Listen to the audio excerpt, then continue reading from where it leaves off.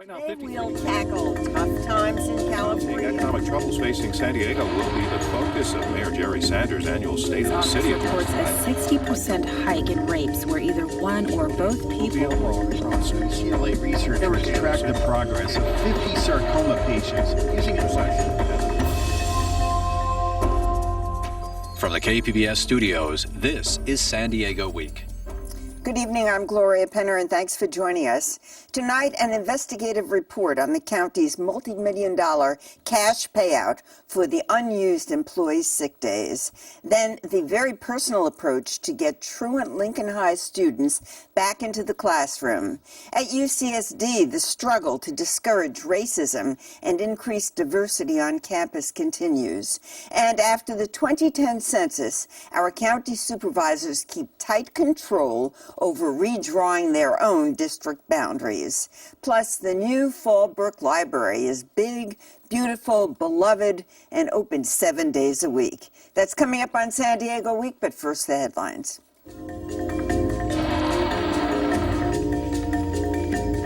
Amitha Sharma joins me from the KPBS News Center. Amitha, what's the news on the redevelopment front?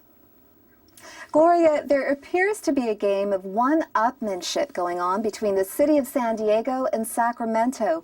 Governor Jerry Brown's proposal to do away with redevelopment agencies to save money has angered cities, but San Diego officials think they may have found a loophole. The governor has said he'll abide by existing agreements. But be clear, my plan protects current redevelopment projects and supports all bonded indebtedness of those redevelopment agencies. So San Diego is rushing to create $4 billion worth of agreements in future redevelopment projects, some of which won't begin construction until 2048. A possible glitch, there's no definition of what's considered a current project.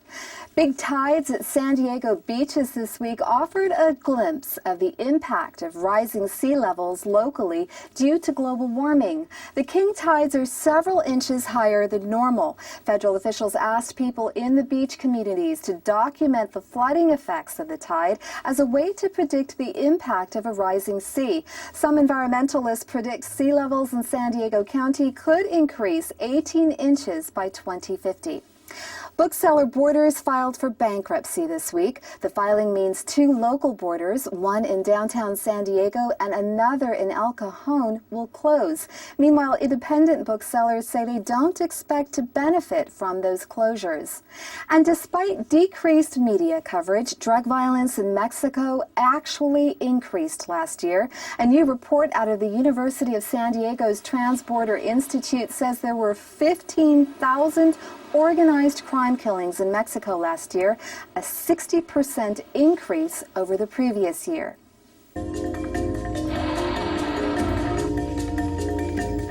With all the news about public employee pensions and perks these days, SDSU's Watchdog Institute discovered a county benefit that has a local taxpayer association up in arms, and it involves San Diego County's sick leave cash out policy. With me to explain what the Institute learned is reporter Kevin Crow. Kevin, welcome. Thank you, Gloria. Why does the county reimburse its employees for unused sick leave? Well, the county would say that it's a good benefit for high-level employees that they would have otherwise that could make more money in the private sector.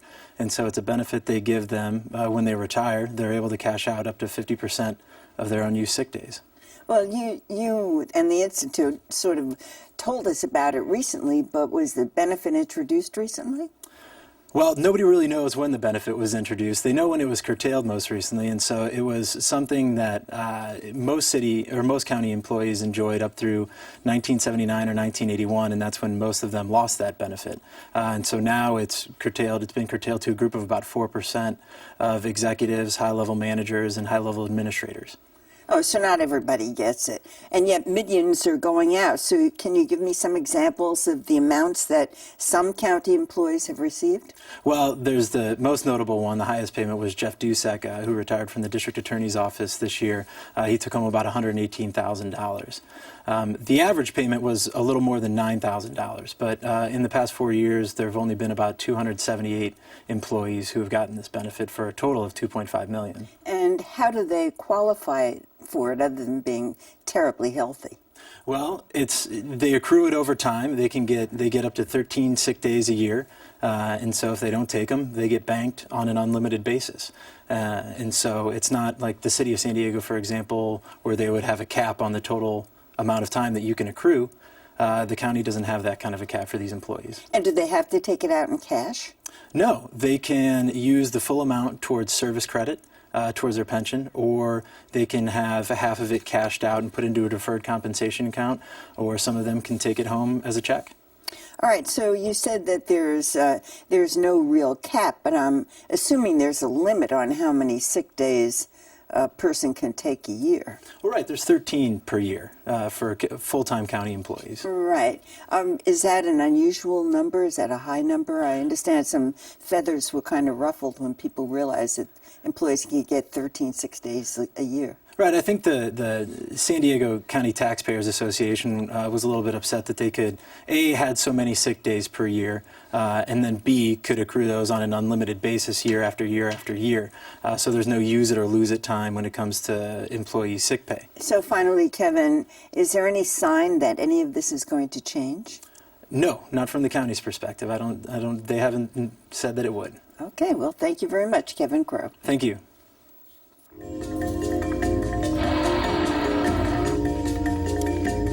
A San Diego high school trying to boost its attendance rate is encouraging kids to come to school one student at a time. Lincoln High School is targeting 100 truant students to find out why they're not at school. And KPBS reporter Joanne Farian spent time with the two women assigned to get kids back into the classroom. Stephanie Brown and Martha Corrales are sometimes known as the A-team around campus. They visit the homes of kids who miss school and are failing. This is not an easy job. Martha and I went on a home visit about a month ago, and it was pretty dire. There was no flooring in the home. There was no furniture in the home. I would question whether or not they even had running water. Gentlemen, let's go, let's go. Now you're going to be late. On the surface, Lincoln High School in southwest San Diego is one of the nicest schools in the county. It was built 4 years ago to replace this small, 50-year-old outdated building. Before the old school was demolished, 300 students attended. When the new school opened its doors in 2007, 2,300 students showed up. The state-of-the-art, $120 million campus did what it was supposed to do: attract kids to school. But keeping them in class and making sure they pass state and federal exams has proven more difficult. Good morning, ladies. Mel Collins is principal of Lincoln High. I think the biggest thing, Joanne, is that they want to be here. Lincoln has been put on notice by federal officials for its failing grades in English and math. It also has one of the lowest attendance rates in the San Diego Unified School District. So what's a school to do? This school decided to go into the homes of the kids who are truant most often to find out why they're not at school.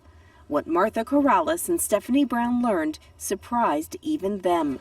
This child, did not have his father. His father passed away, and he actually witnessed his father dying. She wasn't coming to school, and she was failing pretty much. I think she had straight F's and 1D at that point.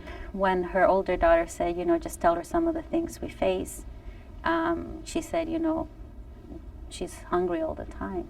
I have another young man who cares for his father who's on dialysis. He's pretty sick, and he's pretty much the primary caregiver for his dad. So 3 days a week he has to get dialysis, and this kid misses school 3 days a week. So then we find this young man pretty much alone, and with Grandpa passed away. And we've been on another home visit where it wasn't in a livable condition, and we knew the family was living that way, and the smell in the house was so strong it was difficult for us to be in there. So we know that our kids have a lot of financial hardship. According to government statistics, more than 80% of the students at this school are eligible for the free and reduced lunch program. That means most families live at or around the poverty level. Corrales, Brown, and Collins often spend their own money to help students get to class. They pay for bus passes, groceries, pants for a student who had none. They've even paid for college entry fees and health insurance. Collins believes the best way to get kids to class is to make a personal connection, one student at a time.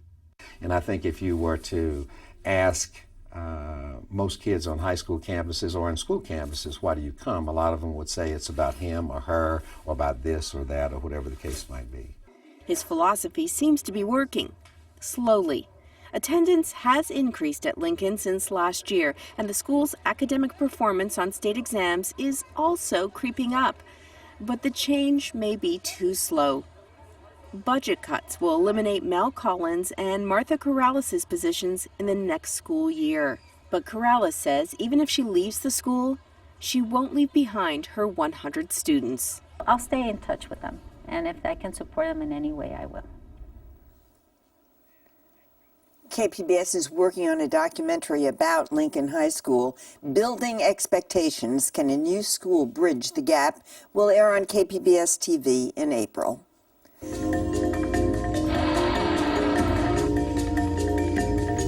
Just a year ago, several racist incidents at UC San Diego resulted in efforts to improve student diversity on a campus which has one of the lowest percentages of black students in the UC system. Officials now say they're making steady progress in creating a more diverse student population. KPBS reporter Anna Tintaklis is tracking that progress. So, Anna, to recap, what events took place at UCSD just about a year ago that pushed the campus efforts to increase ethnic diversity there? Well, it all started with what was called the Compton Cookout. It was an off-campus party attended by UCSD students, and this party mocked Black culture during a month where we celebrate Black history. And students were told to, and I'm quoting here, dress up like ghetto chicks for the females. They were told to use limited vocabulary. They were serving watermelon and fried chicken, very derogatory.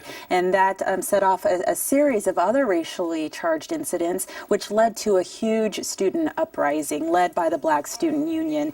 And the chancellor there, Chancellor Marianne Fox, was pressured into accepting a long list of demands, I think 19 demands, to reverse what students called institutionalized racism on campus. Well, there was recently a special luncheon that UCSD officials held for reporters to tell them how their efforts are turning out. How have they turned out? That's right. Well, I think the bottom line here is that UCSD is making slow but steady progress on the issue. There was a number of things that they put into effect immediately. They opened a new student resource center that caters to underrepresented students on campus. They also set up a campus climate commission with students and administrators. They're encouraging more public art on campus that is more culturally relevant. And so those are kind of the basic things that they put into effect. But the bigger, tougher issues is really finding the money, which is tough now for the UC system, finding money to really pour into programs that will attract, recruit, and retain students of color on campus. And that's very hard to do. UCSD has always had a problem with getting underrepresented students onto campus. They've always kind of admitted them in terms of here's your pass to come on campus, but they have a really hard time getting those students to physically accept that proposal and come on campus. And what is the reaction of the students to this effort?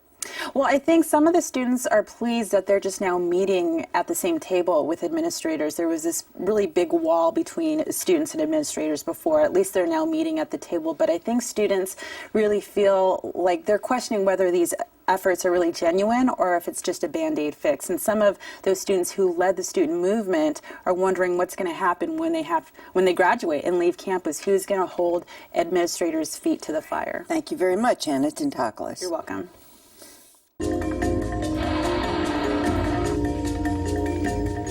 The The 2010 census means it's time once again for political boundaries to be redrawn. And just like the state and the city, San Diego County Supervisors are looking at their district boundary lines. But unlike state legislators and city elected officials, the county supervisors still have the final say over how their own district boundaries will change. KPBS senior Metro reporter Allison St. John is here to explain why redistricting is worth watching. Okay, so Allison, if we look at a map at the way San Diego County is split up into 5 districts, explain to us why the green district on the map, and that's District 3, has such a strange shape. Well, San Diego County Supervisor Pam Slater-Price has District 3, which is the green one on the map. As you see, it looks like an H. And this is because of the way that redistricting has carved things up. For example, 10 years ago, the bit at the top right-hand side of the H, Escondido, was transferred to Slater-Price by Bill Horn, who gave her Escondido and took Rancho Santa Fe and Fairbanks Ranch instead. So as a result of what was agreed to 10 years ago, it looks pretty diverse. So why are county supervisors still drawing their own district boundary lines? Well, it's interesting because, as you say, voters in California have decided that the state and federal legislators cannot any longer do that. And the city of San Diego has also handed that over to a commission. But the county supervisors still have final authority. But they have appointed an advisory committee. They did that 10 years ago, too. That's part of the process, but 10 years ago, the advisory committee made their recommendations, and then pretty much the supervisors made their own decision behind closed doors, and their decision is what stood. So that could happen again? It could. It very easily could. But it might not. I mean, maybe they'll take the suggestions of their advisory committee. That is always possible. Okay. Is the census likely to reveal any shifts in population that would make it a good idea to change the boundary lines of our county supervisors? Yes, the population has moved to the north, and I spoke with political consultant Chris Crotty, and he explained how that would affect the redistricting. Well, since there is the majority of the population is in the north, Bill Horn is going to need to, pursuant to the laws that require population demographics and ethnicity and other equal distribution, he's going to need his district probably need to go north a little bit and lose some registered voters and population down to the south. So Pam Slater-Price district might pick up some of those voters. It very well should and likely would, and the question is whether she can get her coastal areas back, which is an area that she very much would like to have. She has a lot of commonality of interest there. So what changes actually might be in the cards this time around? That is the interesting question, Gloria, and I think there is some talk of a possibility that the boundaries might be redrawn to eliminate Carmel Valley from Pam Slater-Price's district while she picks up some districts to the north for Bill Horn. And that would effectively disenfranchise one of the main contenders against Pam Slater-Price in the coming elections. Steve Dannon, who is the chief of staff of Brian Bilbray, has been campaigning for that position already for a couple of years and has actually raised $40,000. But if the redistricting is, should we say, manipulated to change the boundaries so he no longer lives in the district, he would be out of the running. So it's politics, politics, politics. That's correct. Thank you, Allison St. John. It seems that new libraries are blooming in San Diego's North County. Ramona opened a brand new facility on Tuesday, and the town of Fallbrook recently opened a brand new 19,000 square foot public library and community center, defying tough economic times and those who believe libraries are passé in this age of the internet. Other cities may love their library, but as Pat Finn reports, Fallbrook seems special in how central the library is to the town's experience and existence. The community support up here is incredible, unlike any library where I've worked. The old Fallbrook Library, built in 1985, was small for a library, just 9,000 square feet. We would have lines in the evening of 50 people waiting to use our limited number of computers. There wasn't community meeting space. We looked at the population served, and indeed the area needed a building by library standards in the area of 15,000 square feet, which would have been a doubling of size. To say that economic conditions were not optimum for building and staffing a new branch library is an understatement.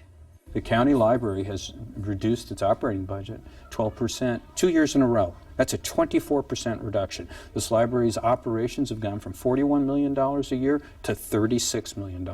How do you open libraries? How do you add hours?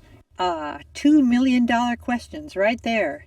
How do you build and then run a $13 million library in a 21st century that so far seems to be all about having less and making do? Well, first you find some community leaders who recognize a need when they see it, know how to get people involved, and won't take no for an answer. We formed a Blue Ribbon Committee to raise the funds in 2002 and worked closely with the county. This project would not have been possible if it wasn't for the Board of Supervisors' involvement. We had town hall meetings where community members came in and gave their input as to what they wanted to see in their library.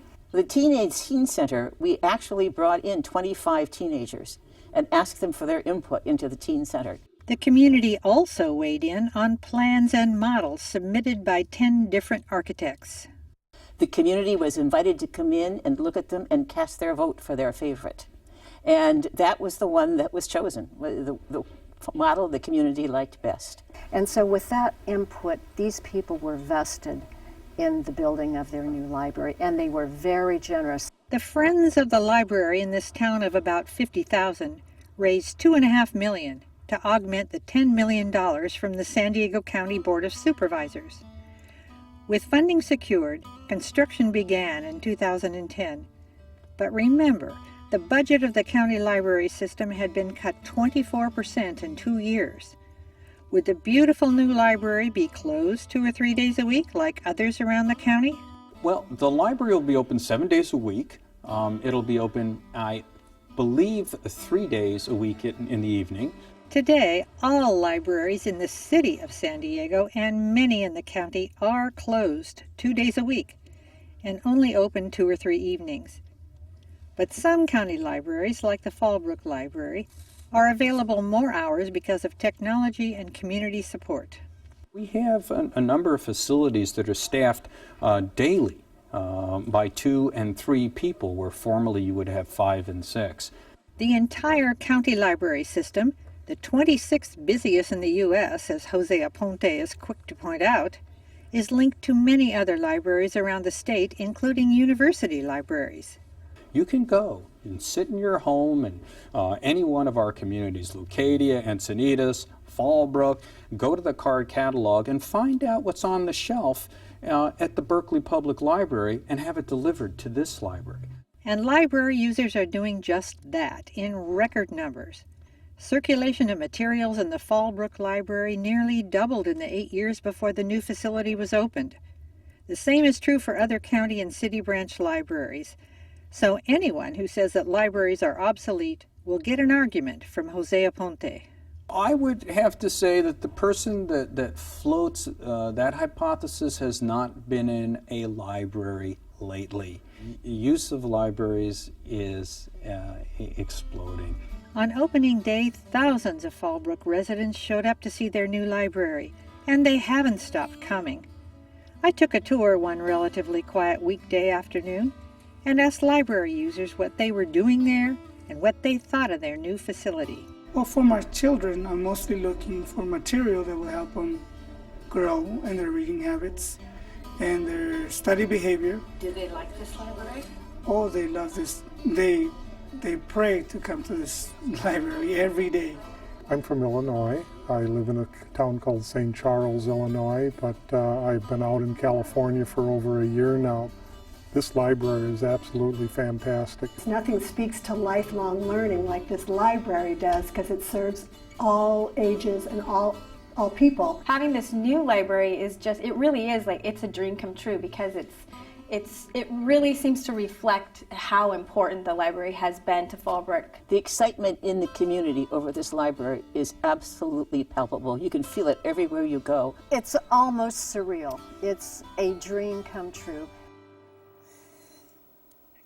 And now here's Amitha Sharma with an update on what KPBS is working on for next week.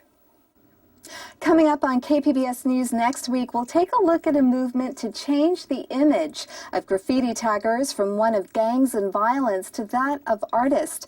And on These Days, we'll hear a Southern California scientist explain surprising ways humans are changing the Earth's climate.